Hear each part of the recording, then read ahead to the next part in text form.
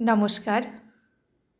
সকলকে শুভকামনা এবং অভিনন্দন জানিয়ে আমি আমার into political science YouTube channel থেকে নতুন এক মেসেজ নিয়ে তোমাদের সামনে এলাম। আমার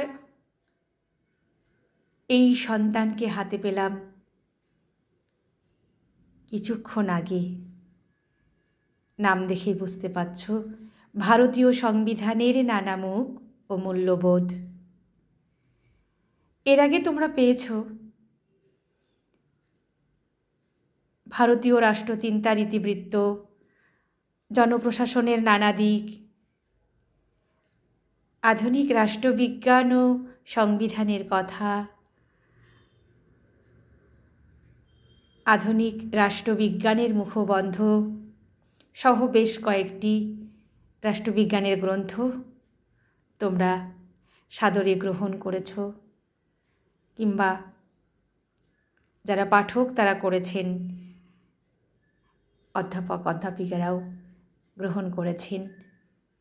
আমি আনন্দিত বোধ করি তার জন্য।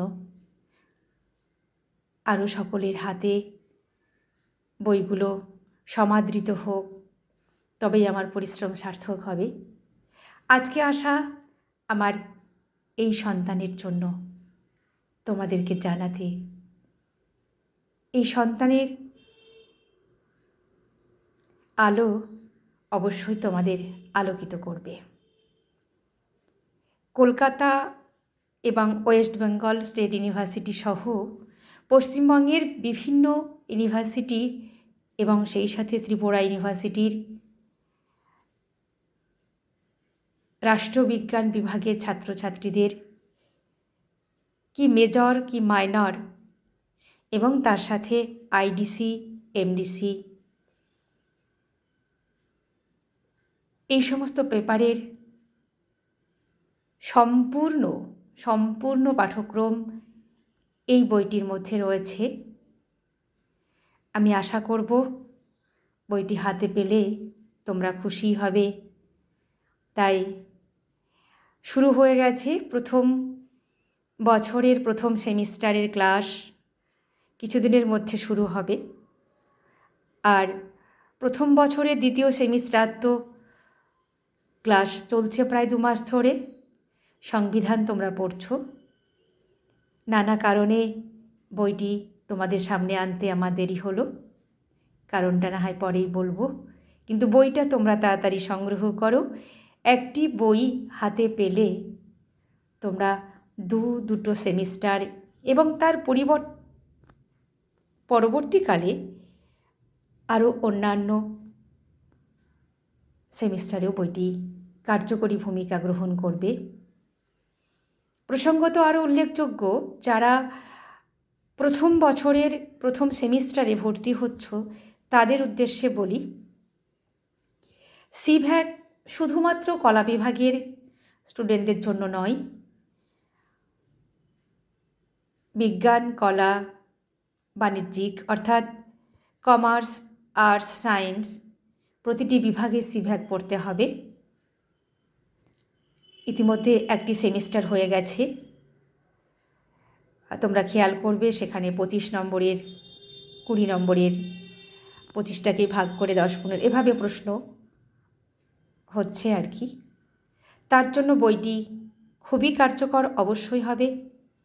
তাছাড়া যারা অনার্স মানে মেজর এবং মাইনর, আইডিসি, এমডিসি তাদের জন্য বইটি কার্যকর হবে।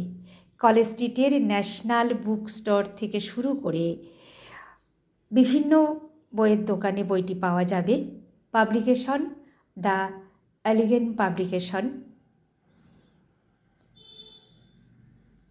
তোমরা এই কলেজ স্ট্রিটের বইয়ের দোকানগুলো ছাড়াও নিজেদের এলাকায় বইয়ের দোকানে এই বইটির ছবি নিয়ে পাবলিকেশনের নাম অর্থাৎ দ্য এলিগেন্ট পাবলিকেশন এর নাম বলে অর্ডার দিলেই, এবং লেখকের নাম বুঝতেই পারছ, সীমা সোম বিশ্বাস, তোমরা বইটি হাতে পেয়ে যাবে।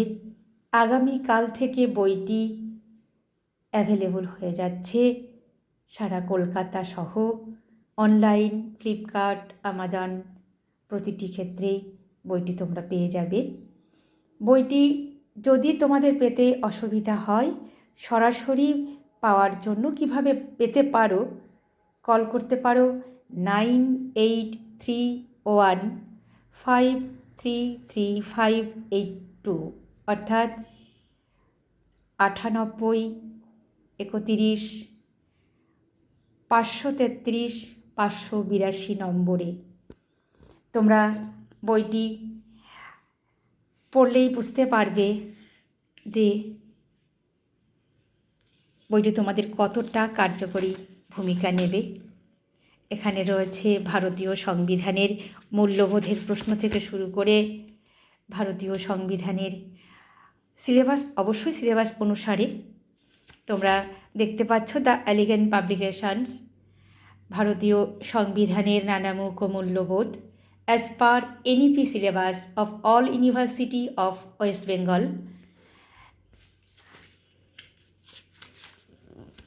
তাছাড়া তোমরা বইটি পেতে আরও একটি নাম্বারে যোগাযোগ করতে পারো সরাসরি পাবলিকেশনের সাথে 9433925262। এই নাম্বারে তোমরা বইটি অবশ্যই সংগ্রহ করবে। তোমরা আস্তে আস্তে বইটি দেখে বুঝতে পারবে, বইটি যখন তোমরা হাতে নিয়ে নাড়বে পুরো সিলেবাসটা কভার করা আছে। দেখতেই পাচ্ছ প্রথম অধ্যায় ভারতীয় সংবিধানের সংজ্ঞা, তার শ্রেণীবিভাগ। এই অধ্যায়ে সংবিধান সম্পর্কে জানতে পারবে এবং সংবিধানের শ্রেণীবিভাগ সম্পর্কে জানতে পারবে। দ্বিতীয় অধ্যায়ে ভারতীয় সংবিধান এবং গণপরিষদ। এই অধ্যায়সূচিতে দেখে নিচ্ছ কী কী আছে: সংবিধানের প্রেক্ষাপট, সাংবিধানিক উন্নয়ন, গণপরিষদের গঠন কাজ, সংবিধানে বি.আর. আম্বেদকরের ভূমিকা, প্রস্তাবনার মূল্যবোধ ও তাৎপর্য এবং বিশ্বের অন্যান্য দেশের সাথে ভারতীয় সংবিধান কতটা গ্রহণ করেছে সেই উৎস বা উপাদানের কথা। তৃতীয় অধ্যায় রয়েছে ভারতীয় সংবিধানের বৈশিষ্ট্য। অধ্যায়সূচি দেখতে পাচ্ছ তোমরা। চতুর্থ অধ্যায়ে ভারতীয় সংবিধানের মৌলিক অধিকার, ফান্ডামেন্টাল রাইটস অ্যান্ড ডিউটিস, কর্তব্য অ্যান্ড নির্দেশমূলক নীতিসমূহ। পঞ্চম অধ্যায়ে ভারতীয় যুক্তরাষ্ট্রের প্রকৃতি। ষষ্ঠ অধ্যায়ে আছে কেন্দ্রীয় শাসন বিভাগ, যেখানে তোমরা পেয়ে যাচ্ছ কেন্দ্রীয় শাসন বিভাগের গঠন এবং কেন্দ্রীয় শাসন বিভাগে যারা কার্যকরী ভূমিকা নেন, রাষ্ট্রপতি, উপরাষ্ট্রপতি, কেন্দ্রীয় মন্ত্রিসভা, প্রধানমন্ত্রীর দপ্তর, প্রধানমন্ত্রীর ক্ষমতা কার্যাবলী। এছাড়া রয়েছে সপ্তম অধ্যায় ভারতের কেন্দ্রীয় আইন বিভাগ, মানে পার্লামেন্টের গঠন কাজ, পার্লামেন্টের যে প্রধান দুটি কক্ষ লোকসভা এবং রাজ্যসভা তার গঠন কাজ, লোকসভার স্পিকারের কাজ সহ আরও অন্যান্য বিষয়। অষ্টম অধ্যায় তোমরা দেখতে পাচ্ছ অঙ্গরাজ্যে শাসন বিভাগ ও আইন বিভাগ, মানে রাজ্য আইনসভার গঠন কাজ, স্পিকারের কাজ, রাজ্যপালের ক্ষমতা পদমর্যাদা, মুখ্যমন্ত্রী, মুখ্য সচিব সহ বেশ কিছু বিষয় এখানে রয়েছে। নবম অধ্যায় ভারত সরকারের গঠন, organisation of the government of India. অধ্যায়সূচি প্রধানমন্ত্রীর দপ্তর, ক্যাবিনেট সচিব, ক্যাবিনেট সচিবালয়, সচিব ও সচিবালয়। দশম অধ্যায়ে রয়েছে সংবিধান সংশোধন। আমরা জানি সংবিধান স্থিতিশীল নয়, কারণ সংবিধান মানুষের প্রয়োজনে। তাই আর্থসামাজিক রাজনৈতিক পরিবর্তনের সাথে সাথে আমাদের যে চাহিদার পরিবর্তন ঘটে তার উপর বিশেষ পদ্ধতি অবলম্বন করে সংবিধান সংশোধন করা প্রয়োজন হয়ে পড়ে। সেই সমস্ত রীতিনীতি এখানে রয়েছে। একাদশ অধ্যায়ে রয়েছে আইনসভার কর্মপদ্ধতি। যারা ছাত্র ছাত্রী তাদের জন্য বলি, আইনসভার কর্মপদ্ধতি সম্পর্কে বিস্তারিত এখানে রয়েছে। বিভিন্ন যে কর্মপদ্ধতি কিভাবে হয়, কতগুলো পর্ব থাকে, কী ধরনের প্রস্তাব থাকে, যেমন মুলতবি প্রস্তাব, দৃষ্টি আকর্ষণী প্রস্তাব, অনাস্থা প্রস্তাব, জিরো আওয়ার, ছাঁটাই প্রস্তাব, উল্লেখ পর্ব ইত্যাদি। দ্বাদশ অধ্যায় ভারতের বিচার ব্যবস্থা। খুব সহজেই অনুমেয় বিচার ব্যবস্থা, আমাদের অখণ্ড বিচার ব্যবস্থা, যার শীর্ষে রয়েছেন ভারতের সুপ্রিম কোর্ট। আর ক্রমান্বয়ে রয়েছে রাজ্যের সর্বোচ্চ আপিল আদালত, হাইকোর্ট, তার সঙ্গে বিচার বিভাগীয় সক্রিয়তা, সংবিধানের ব্যাখ্যাকর্তা হিসাবে সুপ্রিম কোর্টের ভূমিকা এবং হাইকোর্টের গঠন ও কাজ সহ আরও বিচার ব্যবস্থা সম্পর্কে নানা বিষয়। ত্রয়োদশ অধ্যায় রয়েছে সুশাসন ও বৈদ্যুতিন প্রশাসন। সুশাসন বলতে কি বুঝি, বৈদ্যুতিন প্রশাসনের ধারণাই বা কী, তথ্যের অধিকার কী, নাগরিক সনদ কী, শিক্ষার অধিকার কী, বিষয়গুলো। তারপরে চতুর্দশ অধ্যায় রয়েছে স্থানীয় শাসন ব্যবস্থা, পঞ্চায়েত, কলকাতা কর্পোরেশন, পৌরসভা ইত্যাদি। এবং আরও একটা সুবিধা, প্রতিটা অধ্যায়ের শেষে প্রশ্ন দেওয়া হয়েছে। কী ধরনের প্রশ্ন আসছে, নতুন সিলেবাস বা পরিকাঠামো অনুসারে যে সমস্ত প্রশ্ন হয়, যত ধরনের প্রশ্ন হয় এখানে, সেগুলো অধ্যায় শেষে যুক্ত করা হয়েছে।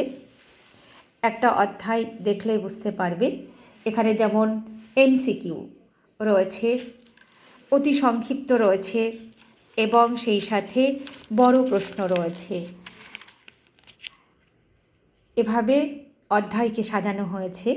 তাই দেরি না করে প্রথম এবং সেকেন্ড বা দ্বিতীয় সেমিস্টারের ছাত্রছাত্রীরা এবং অবশ্যই অধ্যাপক অধ্যাপিকারা বইটি সংগ্রহ করুন, নিজেরা পড়ে ছাত্রদের অনুপ্রাণিত করুন। কারণ আপনাদের জন্যই যে কোনো লেখক এগিয়ে যেতে পারে। আপনারা সাদরে গ্রহণ করলে আপনাদের হাত ধরে ছাত্রদের হাতে পৌঁছবে বইটি, এই আশা রাখি এবং প্রত্যেককে পুনরায় শুভকামনা জানিয়ে আমি আজকের মতো রাখছি। আবার প্রয়োজনে আবার আসবো আমার YouTube channel into political science. সবাই ভালো থাকবেন, সুস্থ থাকবেন। নমস্কার।